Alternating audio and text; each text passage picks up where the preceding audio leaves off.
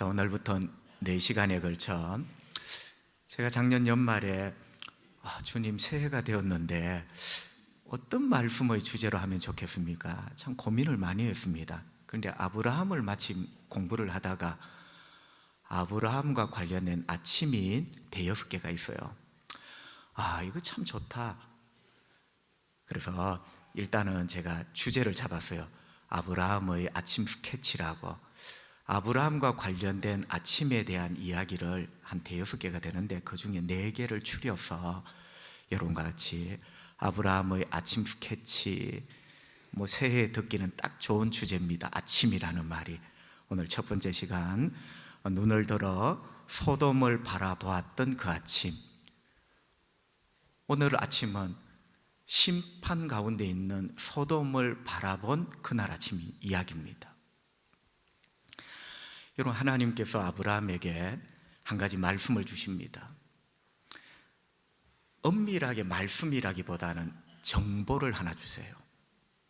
부동산 정보, 주식 정보가 아니고 하나님의 섭리에 관한 중요한 정보를 하나 주십니다. 왜냐하면 너무 친하거든요. 하나님은 아브라함이 인간이지만 내 친구라고 표현할 정도로 참 친밀했습니다. 그래서 정보를 하나 주는데 다른 게 아니라, 아브라함아, 소돔이라는 도시가 너무 죄악으로 가득하여 내가 저 소돔이라는 도시를 심판을 해야 되겠다, 정보를 줬어요. 그런데 아브라함이 머릿속에 번쩍 떠오르는 인물이 있는데, 그 소돔이라는 도시, 부산이라는 도시에 아들 같은 조카 롯이 살고 있습니다. 떠오를만 하죠. 하나님이 소돔을 심판하신다는 말이 떨어지자마자 롯이 탁 떠오른 거예요. 큰일 났다, 내 아들 같은 조카가 거기 사는데. 그래서 아브라함은 어떻게 하든지 그 심판을 하나님께서 좀 철회하시도록 간구를 하고 애를 썼습니다. 심지어 이렇게 했죠. 흥정하듯이, 하나님 아버지, 그 소돔성에 의인 10명이 있으면 그 의인 10명을 악한 놈 때문에 의인 10명도 죽이면 되겠습니까? 여러분, 5,000원짜리 배추를 500원도 깎고 1,000원도 깎고 마지막에는 1,000원으로 내렸어요. 그래, 의인 10명을 찾으면 내가 소돔성을 멸하지 않을 것이다. 해결이 되었습니다. 그런데 여러분, 어떡합니까? 의인 10명이 없네. 여러분, 사람은 홍수처럼 많은데 하나님이 보시기에 의로운 사람 10명이 없네. 그래서 소돔성은 결국 하나님의 진노와 심판에 완전히 파멸되고 말았습니다. 오늘 본문은 심판의 그 아침 이야기입니다. 진짜일까요? 27절을 한번 보시죠. 성경은 이렇게 말씀합니다. 아브라함이 그 아침에 일찍이 일어나, 심판의 그 아침 일찍이 일어나 여호와 앞에 서 있던 곳에 이르러 전에 하나님과 흥정을 했던 그곳, 거기에 이르렀어요. 그 아침, 심판의 그 아침에 아브라함이 하나님과 말씀을 나누었던 그곳에 서서 폐허가 된 소돔을 바라보고 있었죠. 아브라함의 아침 스케치, 하나님의 심판에 폐허가 된 소돔. 오늘 3가지 스케치를 해보려고 합니다. 첫 번째 스케치는요, 하나님의 심판은 분명한 사실이라는 겁니다. 여러분은 예수님을 왜 믿으세요? 진리이기 때문에. 그런데 여러분, 그 진리가 사실이 아니라면 우리의 모든 믿음 체계가 허구죠. 진리는 반드시 사실이어야 진리의 가치가 있는 거예요. 그럼 그 진리가 사실이 아니야, 그럼 허구입니다. 우리가 교회에서 진리, 진실 이런 말을 강조하는데 사실이라는 말이 굉장히 중요합니다. 제가 이미 다 말씀을 드렸어요. 사실이 아닌 진실이 의미가 있을까? 성도 여러분, 우리는 하나님이 존재하고 계심을 믿습니다. 그리고 하나님이 천지와 만물을 창조하셨다는 것도 믿습니다. 우리 인간이 죄인이라는 것도 믿습니다.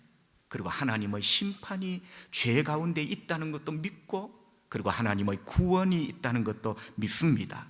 그런데 여러분, 이 모든 게 사실이 아니라면, 자, 하나님의 존재와 하나님에 의한 세계 창조, 예수님의 십자가, 그리고 심판과 구원, 이 모든 게 사실이 아니라면 우리가 꿈꾸는 구원과 천국, 이 모든 게 헛되고 허구가 되는 거죠. 허구.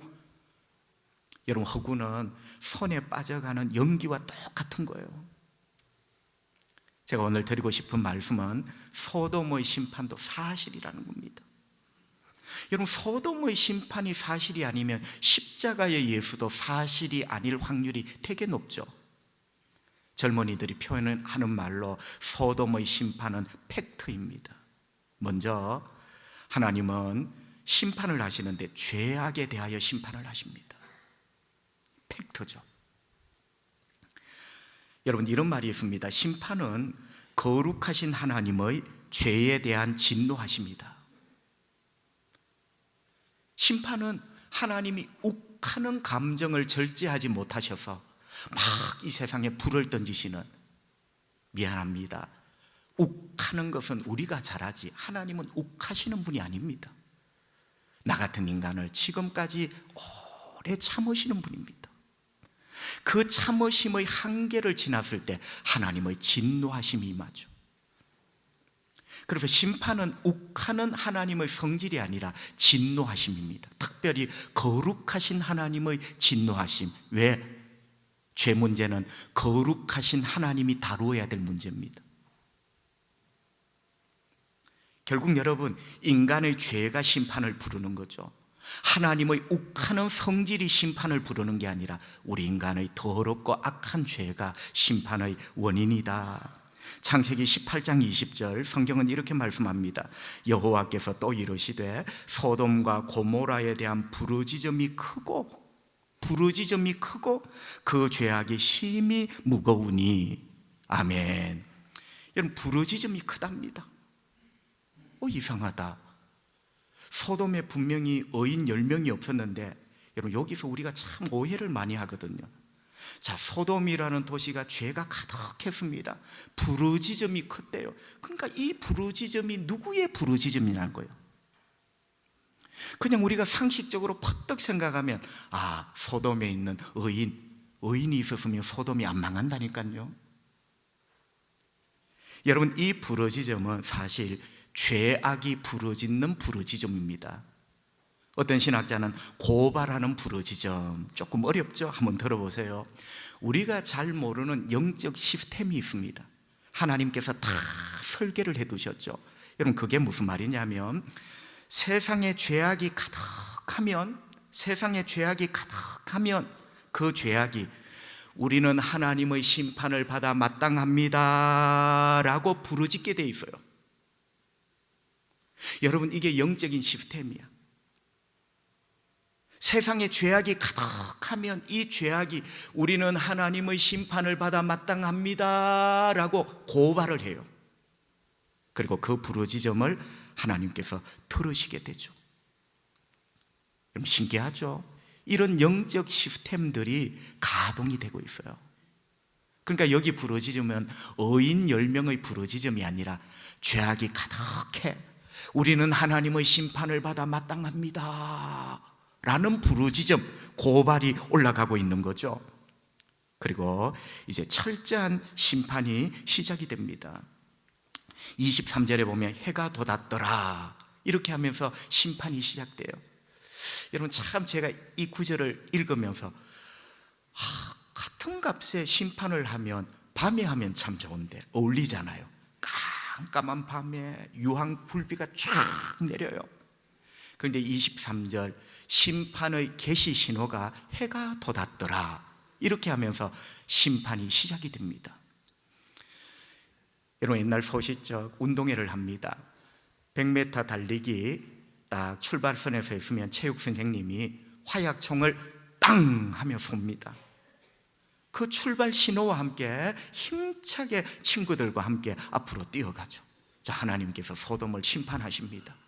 그 출발 신호가 해가 돋았더라. 해가 탁 돋으면서 그게 심판의 계시 신호예요. 여러분, 왜 이렇게 성경은 해가 돋는 걸로 심판의 계시를 선언할까요? 고대 사회, 특별히 중건동 지방의 법정은 해가 돋을 때 그 법정이 열려요.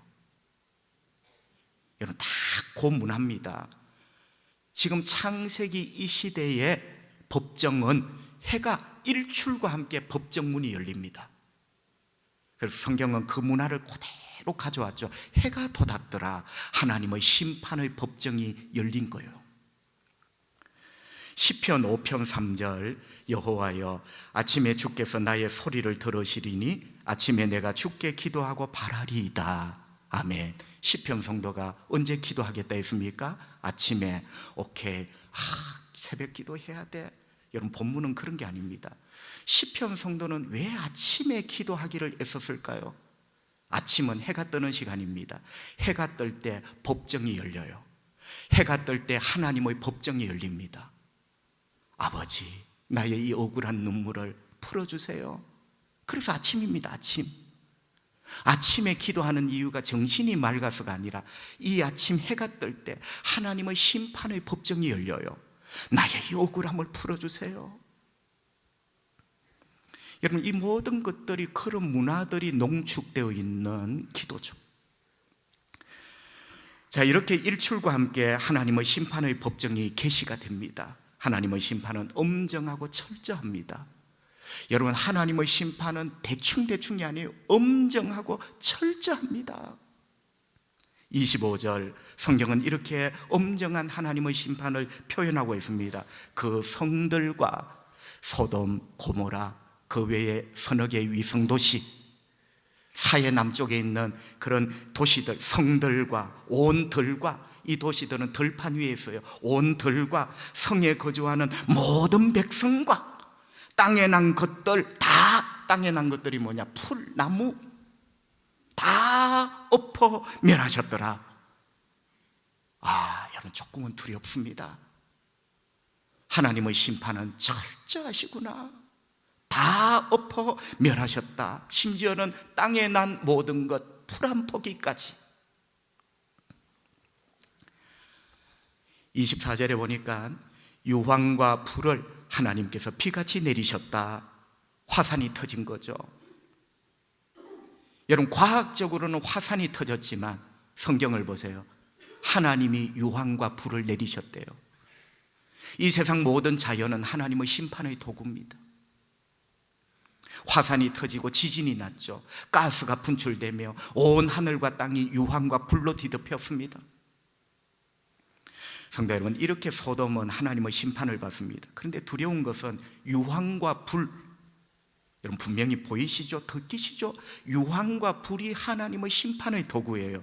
참 두려운 게 소돔을 넘어서 마지막 심판인 지옥을 알려주는 내용이기도 합니다. 여러분, 지옥은 하나님의 마지막 심판입니다. 여러분, 지옥은 심판의 개념이에요.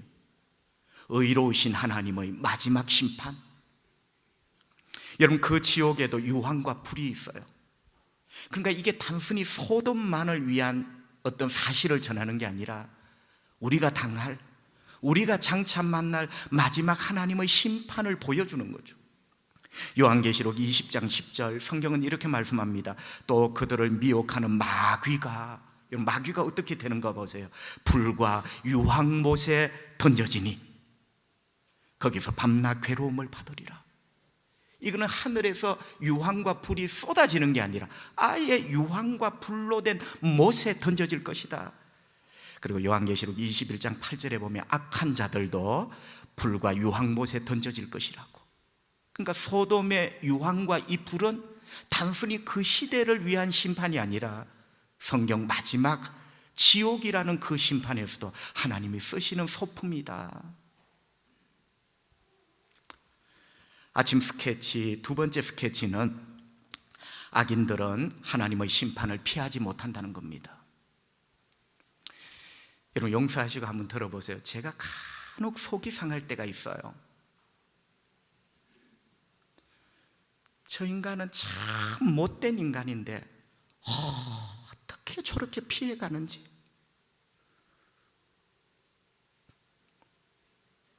여러분, 저 인간은 분명히 너무너무 못된 인간인데 하나님의 벌은 어떻게 그렇게 피해 다니는지 꼭 미꾸라지 같아. 그런데 여러분, 악인은 하나님의 심판은 절대 못 피합니다. 잠시 피할 수 있는지 몰라도 궁극적인 하나님의 심판은 피할 수가 없어요. 시편 1편 5절, 그러므로 악인들은 심판을 견디지 못한다. 우리 눈에 잠시 피하는 것 같지만 악인들은 하나님의 심판을 피할 수도 없고 견딜 수가 없어요. 그래, 하나님 나 어떻게 해보세요, 내가 꺾이는가? 여러분, 살아있어 참 입이 오두방정이지 하나님의 심판을 견딜 수 있는 인간이 없어요, 여러분. 그래서 울며 고통을 당하는 거예요. 말도 조심히 해야 됩니다. 특별히 하나님을 모욕하고 욕되게 하는 말들은 진짜로 우리가 해서는 안 돼요. 악인은 하나님의 심판을 견디지 못한다. 그런데 여러분, 궁금한 게 있습니다. 오늘 아브라함의 이 아침 스케치, 이 소돔의 심판 가운데 악인은 누구입니까? 자, 악인은 하나님의 심판을 피할 수도 없고 견딜 수도 없어요. 오늘 아브라함의 이 아침 스케치의 악인은 누구죠? 세 종류 악인이 있어요. 첫 번째, 소돔 사람들. 이건 당연한 악인입니다. 왜? 하나님이 의인을 못 찾았어요. 의인을 못 찾았으니 전부 악인이지. 여러분, 소돔 사람은 18장 20절에 보니 죄악이 심히 무겁다. 물론 우리 죄를 저울에 달아볼 수는 없습니다. 소고기 한 건 표시가 되죠. 그런데 우리 죄는 달아볼 수는 없어요. 그런데 성경은 우리 죄가 얼마나 심각한지 무겁다라고 표현을 해요. 우리 죄가 참 무겁다. 소돔 사람들의 죄가 참 무겁다. 여러분, 그들은 죄악을 행하기는 여사고요, 죄에게 빠져 푹 빠져 세상에 푹 빠져 그렇게 살았습니다. 이게 죄인 줄도 모르고 이게 악한 것인 줄도 모르고 살았어요. 어떤 분은 말합니다. 목사님, 나 그거 악한 건지도 모르고 살았습니다. 여러분, 모르면 죄 아닙니까? 회개해야지. 왜 자꾸 자기 합리화를 해? 나 그거 몰랐다고. 모르면 그게 죄가 아닌가? 그래서 언제나 회개하는 심령이 복된 심령입니다. 응? 여러분, 소돔 사람들은 이렇게 죄가 무거웠어요. 푹 빠져 살았어요. 세상에 빠져 살았어요. 여러분, 당연히 심판을 피하지 못하는 악인이 되고 말았습니다. 시편 1편처럼 악인은 심판을 피하지 못하고 견디지 못한다. 죄악이 참 무거웠던 소돔 사람들. 두 번째 악인이 누구냐? 롯의 사위들입니다. 여러분, 롯은 아브라함에게 정보를 하나 들었어요. 하나님께서 심판하신대. 그래서 문득 롯이 두 딸과 사위가 생각났습니다. 김서방과 이서방이 생각이 났어요. 그래서 이 두 딸과 사위에게 여보게, 하나님의 말씀이네, 빨리 도망치게, 저 앞에 있는 구원의 산을 향하여, 하나님의 심판이 다가오지 못하는 저 구원의 산을 향하여 빨리 뛰게. 아버지 마음이죠. 여러분, 그래서 구원받도록 종용을 했습니다. 여러분, 장인어른 롯의 사랑이었고 어쩌면 이 두 사위에게는 구원의 마지막 기회입니다. 여러분, 우리가 회개할 기회가 또 있고 또 있는 게 아니에요. 주님 앞에 예쁘게 살 시간이 또 있고 또 있는 게 아닙니다. 여보게, 빨리 뛰게, 구원받게, 마지막 시간이에요.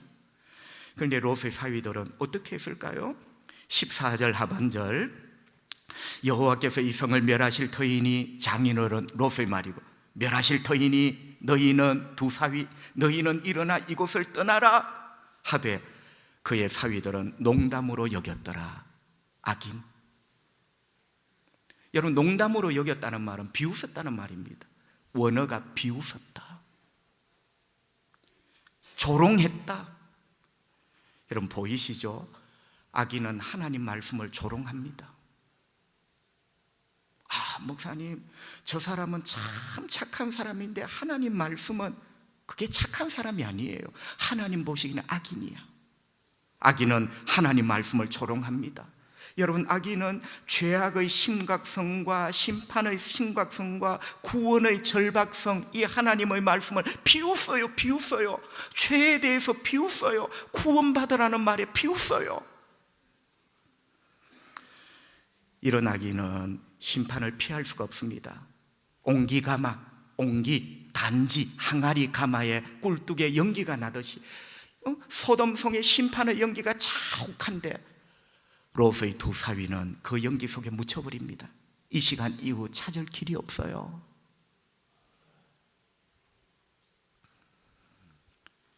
여러분은 혹시 롯의 사위를 닮은 사람은 아닙니까? 나는 교회에 열심히 나온다는 질문을 하고 싶은 마음은 없어요.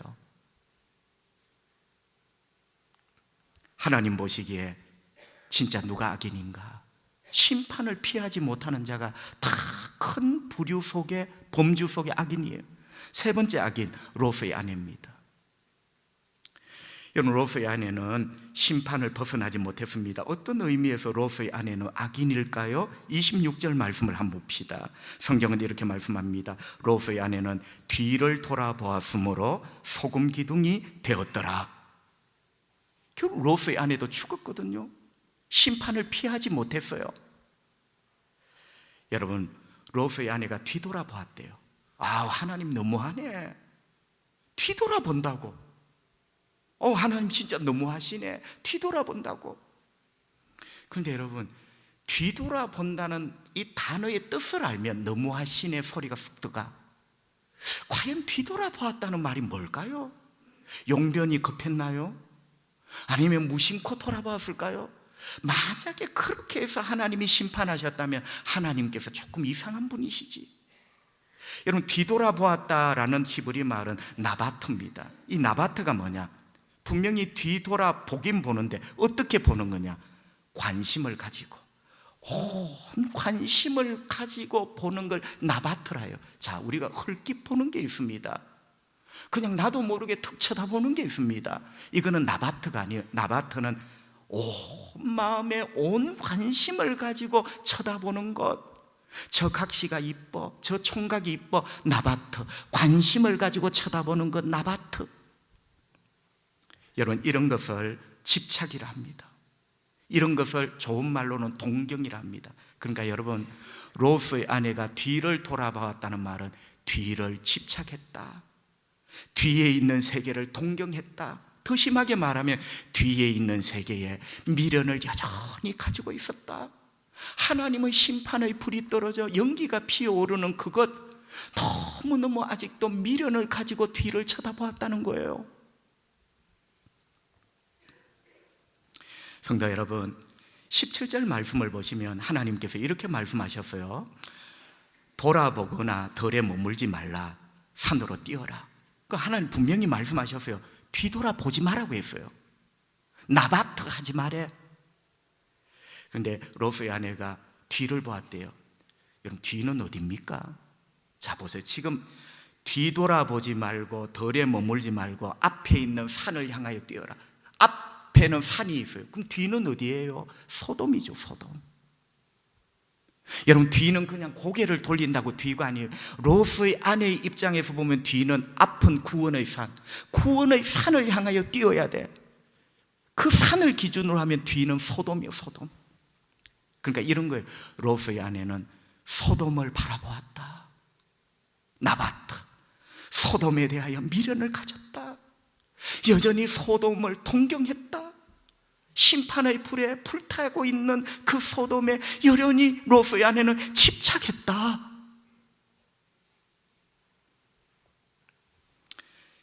롯의 아내는 소돔을 왜 그렇게 집착했을까요? 소돔의 영적인 의미가 뭘까요? 창세기 13장 10절에 보면 소돔은 물이 넉넉하고 애굽 땅 같더라. 이게 소돔의 영적 비밀이에요. 여러분, 소돔이라는 땅이 터가 안 좋은 땅이 아니야. 소돔의 영적 비밀이 뭐냐? 창세기 13장 10절, 물이 넉넉하고, 물이 넉넉하니 대추야자 열매가 넉넉해. 대추야자 열매가 넉넉하니 돈이 넉넉해. 여러분, 거기가 물이 넉넉하다는 말이 돈이 흘러 넘치는 곳이에요. 애굽 땅 같더라. 그 당시 가장 부유한 나라가 애굽이야. 그러니까 소돔의 영적 정체는 세상의 부유함을 말합니다. 롯의 아내는 하나님의 심판에 불타고 있는 세상의 부유함, 세상의 넉넉함, 그 부유함 속에 있는 쾌락, 거기에 여전히 동경하고 집착하고 있었더라. 이제 이해가 돼요. 그랬었구나. 여러분, 이 롯의 아내를 어찌 의인이라 하겠습니까? 악인이죠. 분명히 하나님이라는 이름은 알고 있고 예수라는 흔적은 어디인가 있는데 악인으로 심판을 못 피하잖아요. 왜? 우리가 쳐다보고 우리가 바라봐야 될 것은 우리 예수님인데 심판에 없어져 불타고 있는 그 소돔을 여전히 미련을 가지고 동경하고 있는 이 모습, 옹기가마의 연기가 흐르는 소돔성에서 다시는 롯의 아내를 쳐다볼 수가 없죠. 그러면서 어떻게 합니까? 소금 기둥이 되었더라. 여러분, 소돔 기둥이 되었다는 말이 뭐죠? 똑같이 하나님의 심판을 받았다는 거예요. 여러분, 옛날에 성경에도 몇 군데가 큰 데가 있어요. 자, 전쟁을 했습니다. 저쪽 나라를 이겼어요. 너무 괘씸해. 너무 저쪽 나라가 한 행실이 괘씸할 때 사람을 다 죽이고 그쪽 나라의 땅에, 농사 짓는 땅에 소금을 다 뿌립니다. 왜? 소금을 뿌려놓으면 적어도 20-30년은 농사를 못 지어. 여러분, 소금을 뿌린 땅에는 절대로 풀이 안 납니다. 롯의 아내가 소금 기둥이 되었더라. 사망, 생명의 고갈. 여러분, 이게 어떤 매직, 마술이 아니에요. 소금 기둥이 되었다는 말은 더 이상 생명이 없는, 영생이 없는 인간. 하나님의 심판을 소금으로 표현을 하며 설명을 한 거예요. 세 번째, 그날 아침 스케치. 구원은 하나님의 은혜다. 성도 여러분, 아브라함이 그날 아침 눈을 들어 소돔을 바라보았습니다. 소돔 전체가 옹기가마 연기처럼 연기가 피어올랐습니다. 유황과 불 때문에 다 타버렸어요. 폐허가 되었어요. 성경 말씀대로 하나님이 모두 다 엎어버리셨습니다. 그런데 여러분, 모두 다 엎어버리셨는데 딱 한 사람, 구원을 얻은 사람이 있어요. 그 사람이 롯입니다. 아내는 소금 기둥이 되었고 사위는 하나님 말씀을 조롱하고 비웃다 연기 속에 묻혀버리고, 그런데 이 롯이 구원을 얻은 거예요. 자, 다음날 아침 소돔이 아니라 저 옆에 다른 도시에서 일간신문이 발행이 되었습니다. 여러분, 오늘 아침에 해가 뜨면서 하나님의 심판이 계시가 되었습니다. 그런데 이 가운데 유일하게 생존한, 다시 말하면 유일하게 구원받아 살아나온 사람이 딱 한 사람이 있는데 그 사람이 바로 미스터 롯입니다. 여러분, 읽으면서 사람들이 다 이렇게 말했을 거예요. 뭐? 이거 요즘 말로 이 기레기 아니야? 이거 이 기자가 이거 잘못 쓴 거 아니야? 뭐 롯이? 이건 롯을 알아요. 그 사람들도 롯이 어떤 인간인지. 이 신문이 잘못 난 거예요. 롯은 우리가 알기에 구원받을 만한 그런 수준의 사람이 아니에요. 그런데 기사에 롯 혼자 구원을 받았다는 거예요. 하지만 사실입니다. 여러분, 성경이 보여주는 롯의 이미지는 어떤 이미지입니까? 왜 이웃 도시에서 조간신문에서 롯이 혼자 구원받았다는 사실에 전부 다 댓글을 달고 펄쩍 뛰었을까요? 16장 16절 상반절 롯의 정보가 있어요. 그러나 롯이 지체했다. 여러분, 그러나 앞에가 뭐가 있느냐? 여보게, 빨리 뛰어, 빨리 뛰어, 살아야 돼. 하나님의 심판이 임박해. 구원 얻어야지. 그러나 롯이 지체했다. 여러분, 지체라는 말은 좋은 말이고 직설적으로 하면 꾸물거렸다. 하나님 말씀에 꾸물 심판이 임한다고 해도, 예수 믿고 구원받으라 해도 꾸물. 이웃 시민들이 조간신문 보고 펄쩍 뛸만 하죠. 막 댓글 달만 하죠. 거짓말하지 말라고. 어떻게 이런 인간이 구원받냐고. 성도 여러분, 롯은 하나님의 심판의 통보 앞에서도 꿈을 그렸습니다. 이것뿐만 아니라 이 이후에도 꿈을 그려요. 오죽 답답했으면 천사가 롯의 손을 확 잡고 밖으로 나갔어요. 하나님의 자비죠.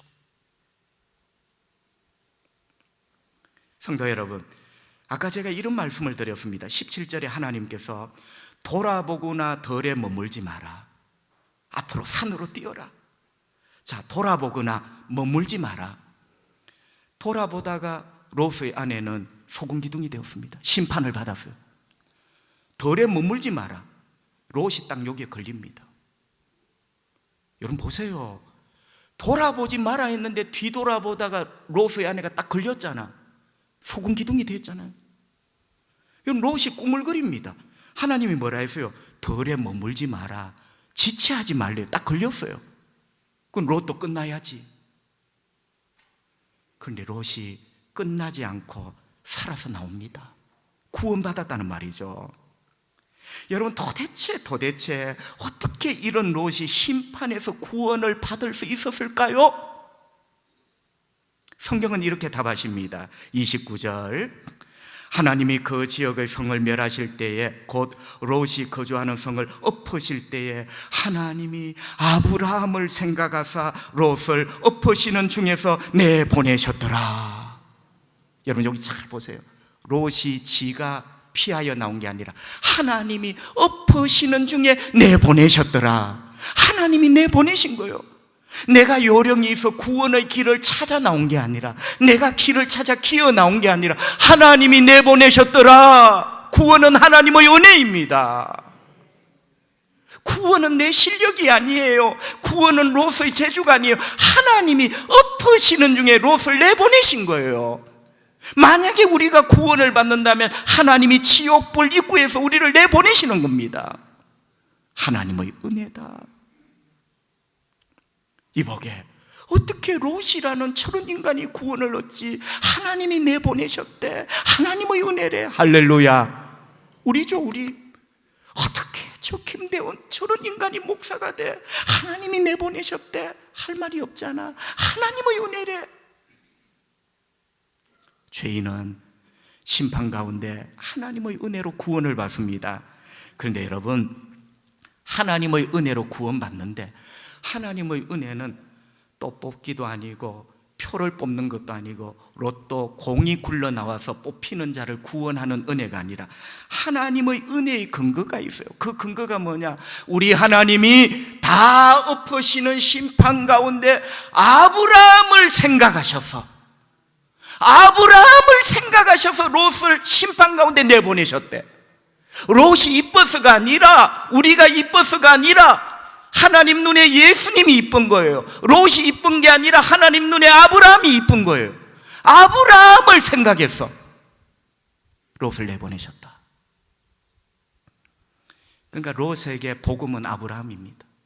우리에게 복음은 예수입니다. 그래서 예수님은 아브라함의 자손이에요.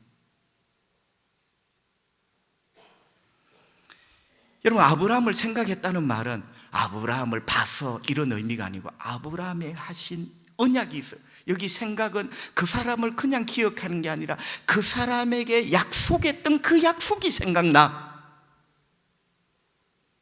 하나님은 약속하셨습니다. 누구든지 예수 믿으면 구원을 얻으리라.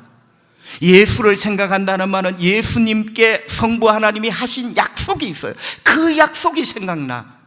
심판 가운데 우리를 내보내실 겁니다. 그 약속이 뭐죠? 창세기 12장 3절, 너를 축복하는 자에게는 내가 복을 내리고 너를 저주하는 자에게는 내가 저주하리니 땅의 모든 족속이 너로 말미암아 너 때문에 복을 받을 것이다. 아브라함 때문에 구원의 복을 받은 롯, 예수 때문에 구원의 복을 받은 우리. 여러분, 여기서 아브라함은 예수님의 그림자로 등장을 합니다. 성도 여러분, 롯은 구원을 받았습니다. 자기 공로가 아니라 아브라함의 공로로 구원받았습니다. 우리도 구원받았습니다. 우리 공로가 아니라 예수 공로로, 날 위하여 십자가에 못 박혀 죽으신 내 구주 예수님의 공로로 우리는 구원을 받았습니다. 그런 의미에서 보면 우리도 구원받았다는 건 놀랄 사람 많을 겁니다. 롯하고 똑같은 인간인데 하나님의 은혜로, 예수 공로로 구원을 받은 거죠. 이제 말씀을 정리합니다. 세계적인 신학자 월터 브루그만은 이런 말을 합니다. 복음은 새로운 수학이다. 새로운 수학이다. 자, 지금까지 수학이 뭐죠? 10명이 있어야 됩니다. 여러분, 창세기 그날 아침 스케치의 수학은 10명이 있어야 돼요. 의인 10명이 있어야 돼요. 10명이 10, 이게 수학이야. 10명이 있어야 살아. 근데 복음은 새로운 수학이야. 한 명 때문에 살았어요. 그 한 명으로 충분한 게 복음이야. 그게 아브라함입니다. 여러분 생각해 보세요. 소돔에 그 당시 10명이 필요했는데 복음은 새로운 수학이에요. 한 명 때문에 롯이 산 거예요. 그리고 그 한 명 때문에 충분했습니다. 월터 브루그만, 복음은 새로운 수학이다.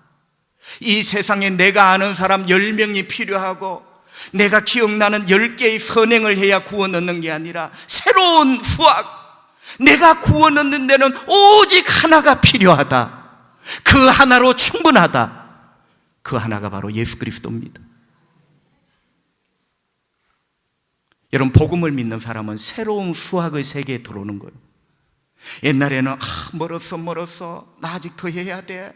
10개도 안 돼. 한 20개는 해야 나를 하나님이 귀하게 보시지. 안 돼. 내가 아는 사람이 더 많아야 돼. 내가 이런 사람 가지고 안 돼. 한 50명은 나를 알아야 내가 천국 문턱에 이를 똥말똥. 옛날에 우리 모두가 그런 수학에 살았어요. 그런데 복음은 새로운 수학. 오직 한 사람 때문에 너는 살 것이다. 그 한 사람으로 너는 충분할 것이다. 그분의 이름은 예수 그리스도입니다. 여러분, 롯은 의인 10명 때문에 산 게 아니에요. 아브라함 한 사람 때문에 산 겁니다. 우리가 장차 받을 구원은 내가 아는 사람 10사람 때문에 구원받는 게 아니라 내가 아는 오직 한 분, 예수 때문에 구원받습니다.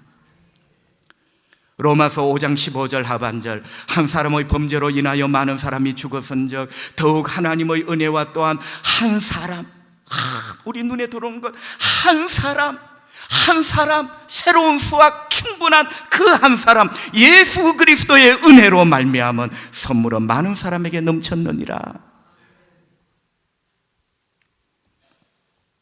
성도 여러분, 그렇습니다. 우리가 마지막에 죽음과 심판을 피하여 구원의 산 위로 달려 올라가 생명을 얻을 것입니다. 내가 얻는 그 구원의 근거는 인간적이고 세상적인 이유 10가지 때문에 내가 구원 얻는 것이 아니라 오직 하나, 예수 때문에 내가 구원 얻을 것입니다. 소돔의 심판의 연기가 피어오른 그날 아침, 롯은 자기의 공로가 아니라 아브라함의 공로로 구원을 얻었습니다. 마지막 심판의 연기가 피어오르는 하나님의 심판대 앞에 우리는 우리의 공로가 아니라 예수의 공로로 구원을 얻고 하나님의 영광의 나라에 들어가게 될 것입니다. 복되신 여러분 되시기를 주님의 이름으로 축복합니다. 기도하십시다. 우리 하나님 아버지, 은혜를 감사합니다. 건강 주셔서 감사하고, 나 같은 인간, 세상 신문에 날 소식, 롯이 구원 얻었대, 유일한 사람이래, 뭐라고? 나 같은 인간이 하나님 자녀가 되었습니다. 주님의 은혜입니다. 의인 10사람, 내가 했던 선행 10개 때문이 아니라 오직 한 사람, 새로운 수학, 오직 하나, 아브라함 때문에, 오직 하나, 예수 때문에 하나님은 나를 심판해서 내어 보내주셨습니다. 참 감사합니다.